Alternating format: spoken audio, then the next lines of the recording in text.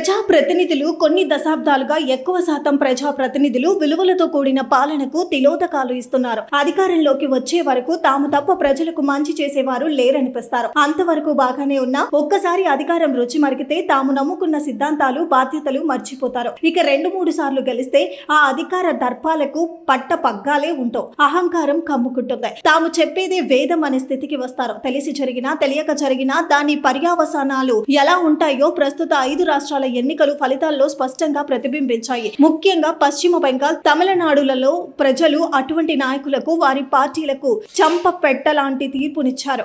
ఏర్ల తరబడి అధికార దర్పాలను వలకపెట్టిన వారికి ఇంటికి పంపారు. గెలిపే లక్ష్యంగా టీఎంసీ అధినేత్రి మమతా బెనర్జీ పశ్చిమ బెంగాల్లో చొరబాట్లను ప్రోత్సహించడం, రాష్ట్రంలో అత్యాచారాలు, హత్యలు జరుగుతున్నా పట్టించుకోకపోవడం, నిందితులకు కొమ్ము కాయడం, రౌడీయిజాన్ని ప్రోత్సహించడం వంటి చర్యలతో ప్రజలు ప్రత్యామ్నాయం వెతుక్కునే పరిస్థితి ఏర్పడతాయి. టీఎంసీని ఓడించడానికి సిద్ధాంతాన్ని అతిగా నమ్మే సొంత పార్టీ ఓటర్లు సైతం బీజేపీకి ఓట్లు వేశారంటే అక్కడ పరిస్థితిని అర్థం చేసుకోవచ్చు. ఇదంతా స్వయంకృత అపరాధంగానే భావించాలి. బీజేపీ అధికారం కోసం గత 5 ఏళ్లుగా తీవ్రమైన కృషి చేస్తోందని తెలిసి కూడా తప్పుల మీద తప్పులు చేస్తూ దీదీ పార్టీ పూర్తిగా చతికిల పడింది. చివరికి ఆమె కూడా ఓటమి చెందింది. ఇక తమిళనాడు విషయానికి వస్తే డీఎంకే మళ్లీ గెలుస్తుందని సర్వేలన్నీ చెప్పాయి. కానీ అనూహ్యంగా దళపతి విజయ్ టీవీకే పార్టీ విజయడంకా మోగించింది.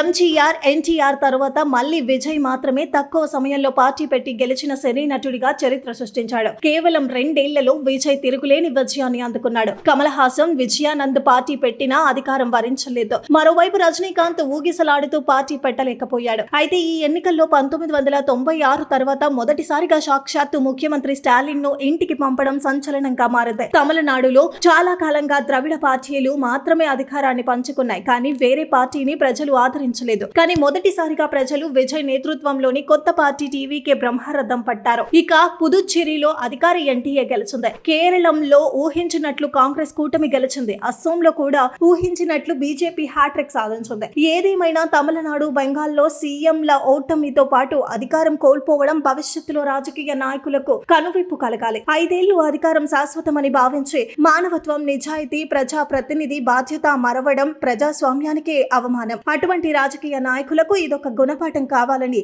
మనము ఆశిద్దాం.